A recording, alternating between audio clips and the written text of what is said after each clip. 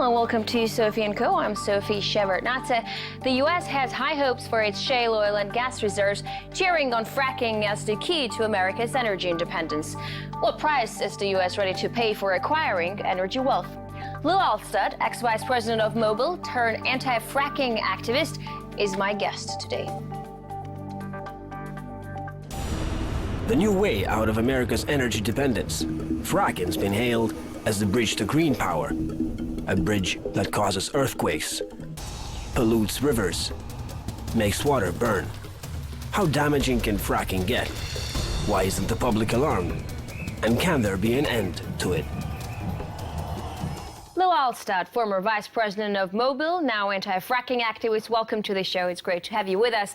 Now, President Obama embraced fracking for natural gas, calling it a clean form of energy alongside renewables. Burning natural gas is cleaner than oil. Now, is fracking a bridge to renewable energy? As far as fracking being a bridge to renewable energy, I think that's a very dangerous assumption. Many of us thought that it would be, myself included. But when you look at the amount of greenhouse gases that any of the fracking processes release, it turns out that they actually put out more greenhouse gases than existing coal and other fossil fuels. No. We're going to go point by point through all of that. But let me just ask you this. You live in upstate New York, and the biggest anti-fracking movement is in your state.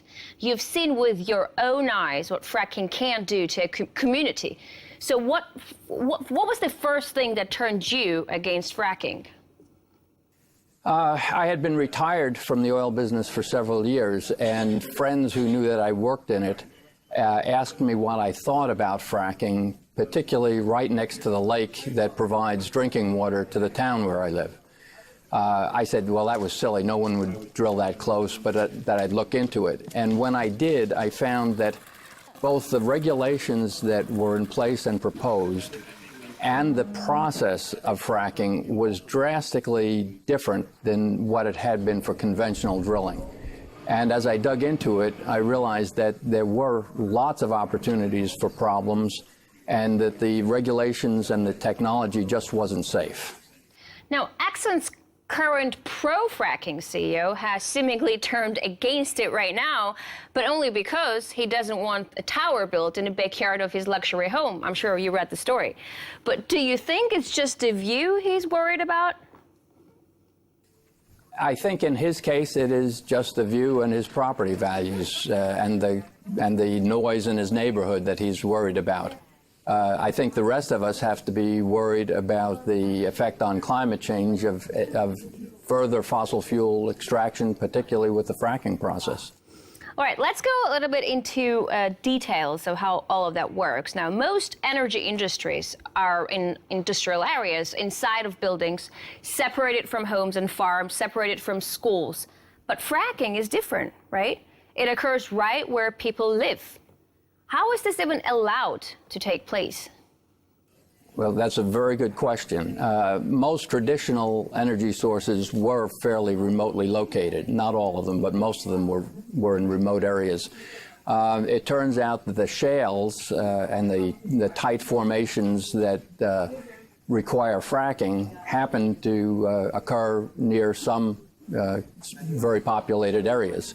So you get questions of drilling and fracking right next to schools, hospitals, nursing homes, and things like that, which is a really bad idea.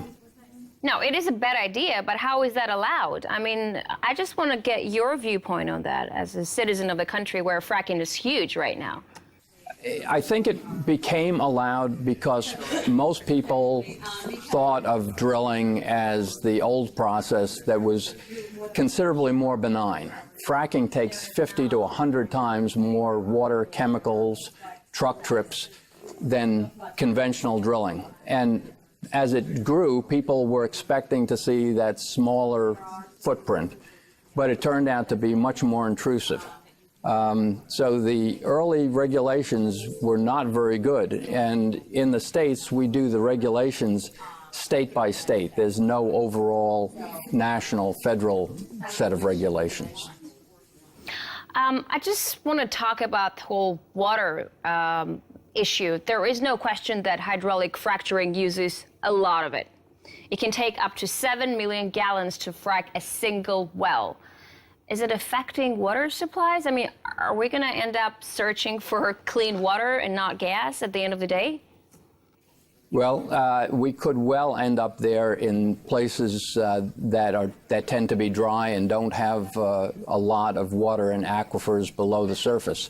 And that's starting to be a problem in places like Texas, which drilled for years conventionally, not using so much water. But now that they're using a lot of water, they're having to ration that water between agricultural farming uses and drilling. But how is it that, people go for fracking versus clean drinking water? There's an interesting situation in the States that doesn't apply in most of the rest of the world. Most other places, the mineral rights are owned by the government. In the States, the mineral rights are owned by individuals, and the mineral rights to oil and gas or other minerals can be separate from the rights to own the land on the surface. So you have people that own those mineral rights that see the possibility of making a lot of money for themselves and go for it, and while not considering what that's going to do to everybody else. So we've got a situation where the basic setup of ownership of minerals in the States creates this push and pull between people that own the mineral rights and people that want to do the farming or want to have the water available for drinking. Well, we have to change the ownership policy to advance your cause. Is that what you're saying? How do you do that? No, I don't think that would be a practical solution at all. I think what we need is very careful regulation of the fracking process and the amount of water that can be used to make sure that in each area that it's done, it doesn't take too much. But that's only part of the problem. The problem is emissions and other things that maybe we'll talk about later. No, we're going to talk about emissions really, for sure. But since we're talking about water and just regulations of fracking in general, and you're saying that the mineral rights are owned by private citizens, what's the solution? So does the government have no say over it at all? I mean, even if they see that this is harming the environment, can they not regulate what the private citizens do with their rights of minerals? Each state has its own set of regulations, and some states have seen some of these problems develop and have tightened up their regulations a bit. That's a good step as far as it goes, but it's not going to solve all of the problems. Okay, so let's talk about the emission and leaking. The U.S. National Oceanic and Atmospheric Administration has found methane leakage rates of up to 17% of annual gas production at gas and oil fields in California, in Colorado, and in Utah. So why are there so many leaks, and should we be concerned about these leaks? Well, the leaks are coming to light relatively recently, and this is why the natural gas being a bridge fuel to the future was considered. Nobody knew how badly it was leaking. In addition, the International Panel on Climate Change has increased its estimates of how bad methane leaks are for the atmosphere. Now they are saying that over 20 years, methane is 86 times worse than carbon dioxide. So you can see it doesn't take a whole lot of leakage of methane to be a real problem. And to me, this is the biggest single problem with fracking. We don't know exactly where all those leaks are coming from. Some are clearly coming up around the drill pipe, but it looks like some are from other sources where methane is finding its way to the surface. But also, how is it that no one's really talking about it? I mean, what you're saying is huge. How is it that everyone is closing their eyes on this issue? If you look, I'm not sure they're closing their eyes. They just haven't opened them yet. If you look at the oil industry, there were a number of companies that did everything. They explored, they produced the oil, they put it through pipelines to refineries, they took it out and sold it at gasoline stations and as heating oil and things like that. If you look at the gas industry, at least in the States, there's no company that does it all. You have some companies that explore and produce the gas, some companies that handle it after that, put it through treatment plants, through long-distance pipelines. Then it goes into small distribution pipelines inside cities, and then is used by homeowners. Nobody does that whole thing, so nobody saw the whole problem. I think that's one of the issues. Now we're starting to get evidence that each point along the way has problems. You mentioned the leakage around the gas fields, but there's also leakage in the pipelines, there's leakage under the city streets, and there's leakage every time you turn on or off your gas stove or your heating appliance goes on and off. All right, Lou, we're going to take a short break right now. Hold your thought there. When we're back, we'll continue talking to Lou Allstadt, former Mobil Executive Vice President turned anti-fracking activist, and to talk more about fracking's political side, so stay with us.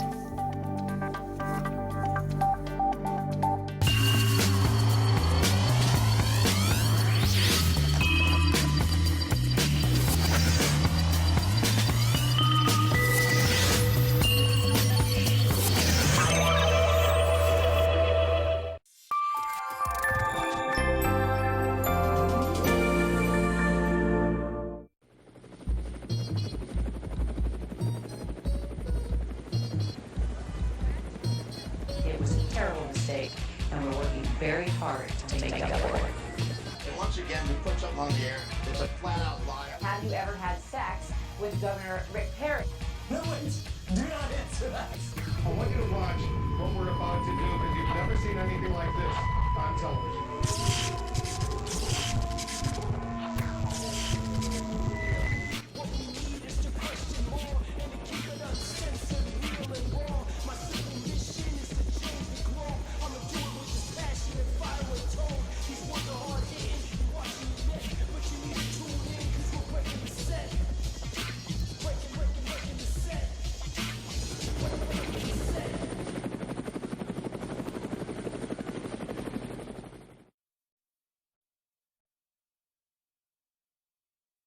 In the wake of the tragedy in Paris, what are the prospects for Europe's right-wing political parties? There can be no doubt the issues of immigration and policies dealing with terrorism will remain high on the agenda.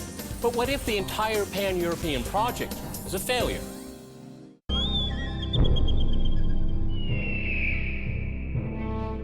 Que dicen que soy una persona especial porque llevo algo en mi sangre que puede ayudar a los demás. They are protected against diabetes, and maybe that explains also the protection against cancer. There's about 350 patients in the world, and there's about 150 patients in Ecuador. Las personas que tienen el síndrome de Laron, o sea, llegar a alguna cura sobre el cáncer y la diabetes. It is helping immensely mankind.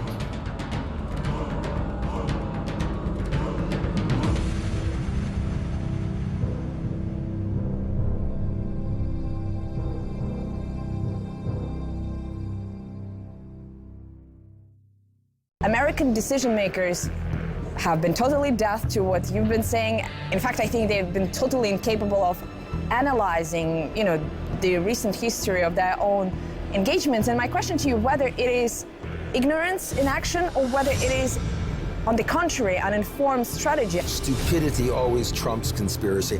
I think there's some Americans who probably want an oil empire and who want outcomes that help America and hurt people. I think most American politicians want good outcomes, but I think, frankly, they have a very shallow understanding of how history works and how the world works, and they therefore do it in a short-circuited and dangerous kind of way.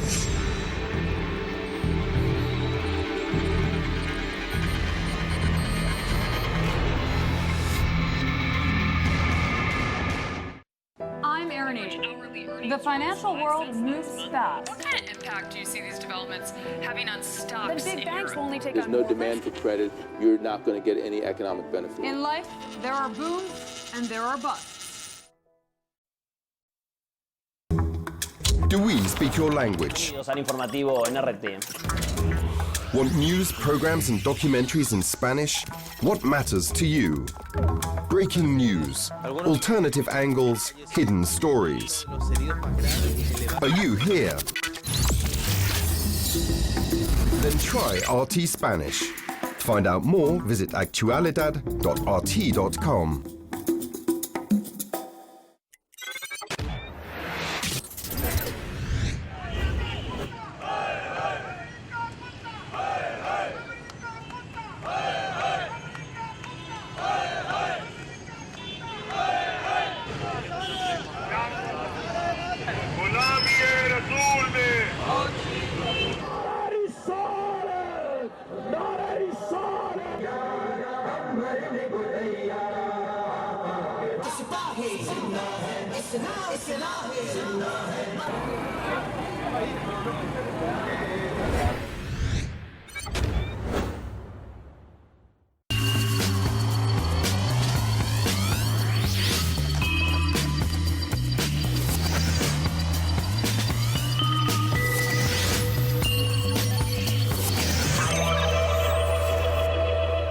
And we're back with Lou Allstadt, former Executive Vice President of Mobil. Welcome back. Now, talking about places other than oil fields and wells that leak methane. For instance, compressor stations that condense gas for its long journey through pipelines are also known to emit carcinogens and neurotoxins. Are there other emissions the general public is not aware of? And I'm not talking about places, I'm talking about emissions themselves. Yes. Well, one thing that most people don't realize is that oil production usually has gas production with it. So oil production carries along these same kinds of issues of methane leakage into the atmosphere, and when that gas is processed, volatile hydrocarbons coming off, creating health issues for people that live near those compression stations. In addition to noise and all kinds of other unpleasantries if you happen to be unlucky enough to live near a compression station. I think one of the things that we started to talk about was what can be done. And I don't think it's more regulations. I think it's really hard to make these processes safe.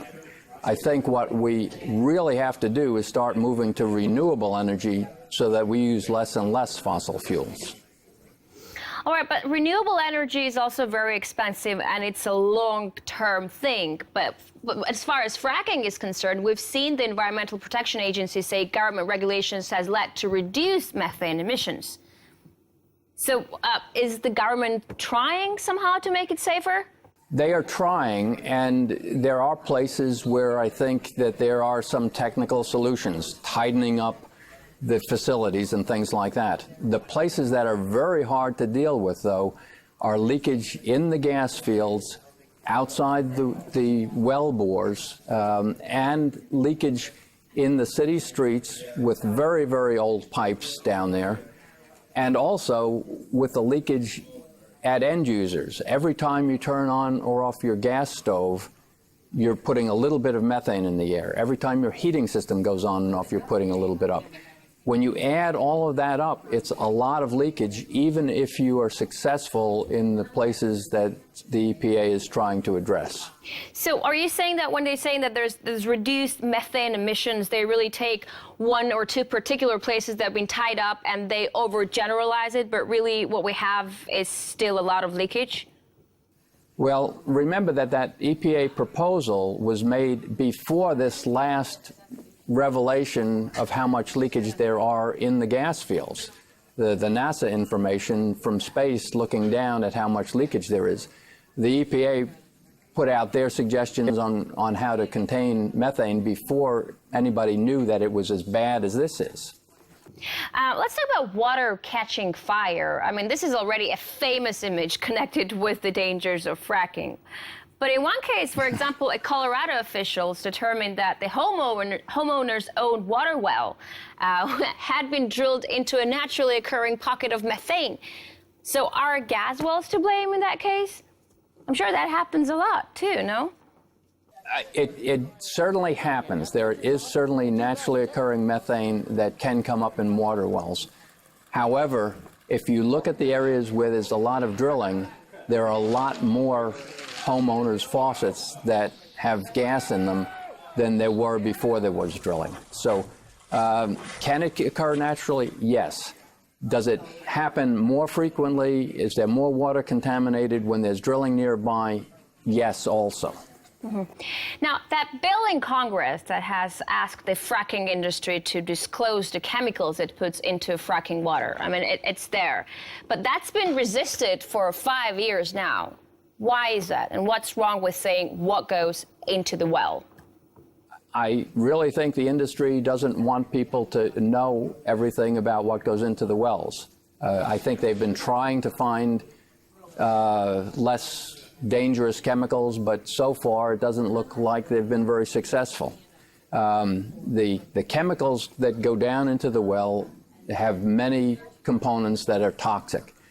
The other thing that you have to realize is that Can you name them? Do you when you know put who they those are, what they chemical are? components down into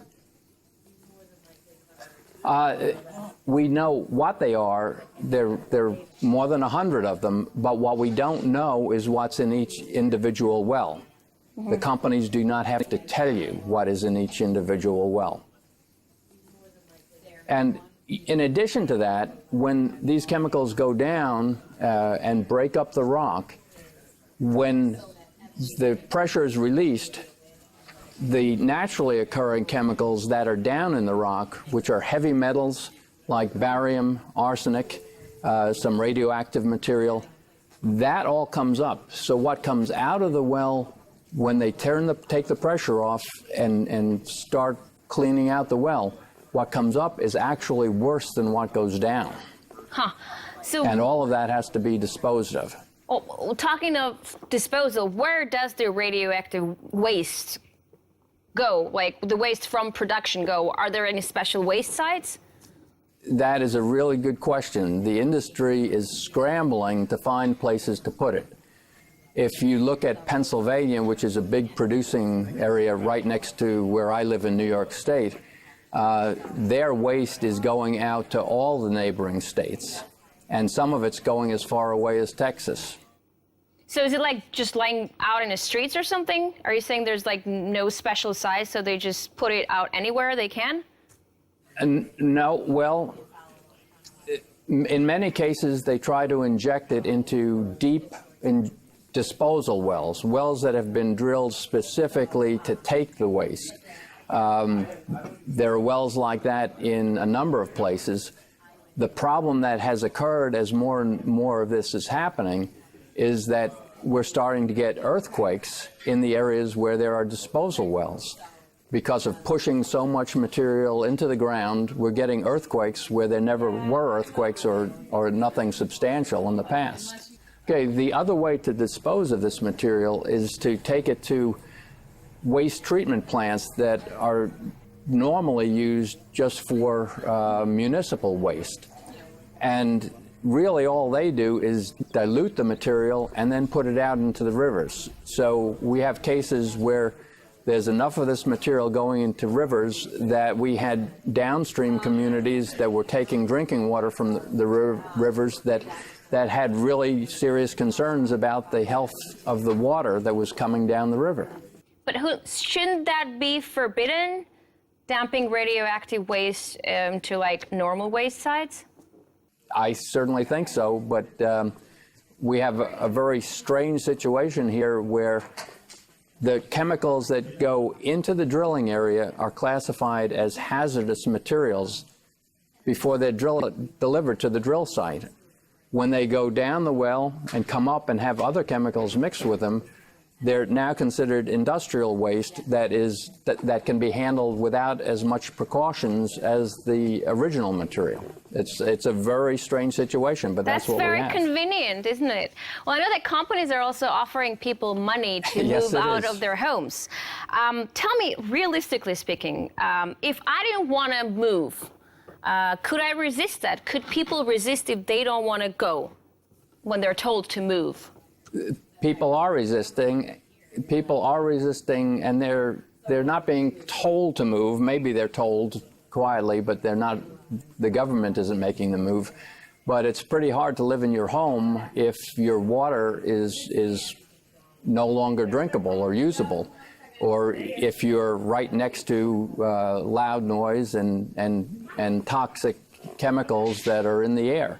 So a lot of people are ending up moving out, but one of the things that's happening is the companies will pay them some money to move and also require that they sign a statement that they will never disclose anything about the whole case. So we have people being forced out, practically forced out of their homes, that need some money in order to relocate, that sign off and can never talk about it. So we have many, many cases of people that can't talk about the problems that they experienced. But on the other hand, I'm thinking, you know, for a lot of poor people, fracking is like a godsend gift for them, no? Most of those poor people don't own a lot of land.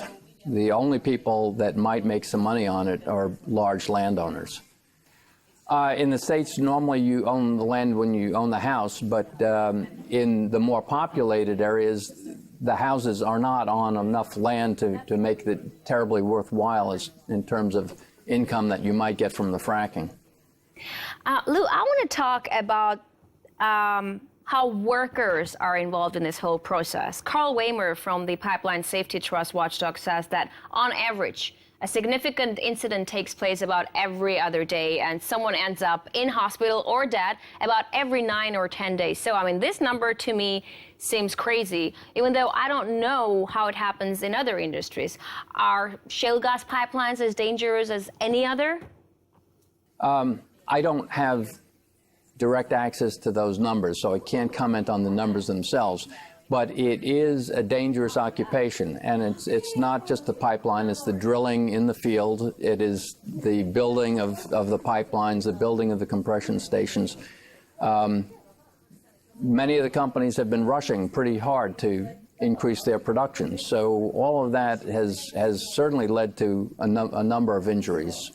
Now, I also heard the head of the U.S. Environmental Protection Agency say that there is nothing inherently dangerous in fracking that sound injuring practices can't solve. So from what we've been talking about, it does seem like the U.S. officials may be lying, or what? Part of this is maybe optimism. Part of it is defining fracking. The industry and to some extent the regulatory bodies define fracking very narrowly as the short period of time that there's pressure on the well.